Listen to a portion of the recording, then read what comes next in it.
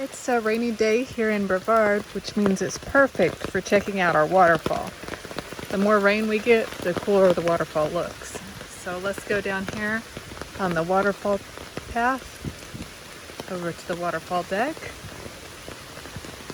and check out that waterfall. There it is. Looking really awesome.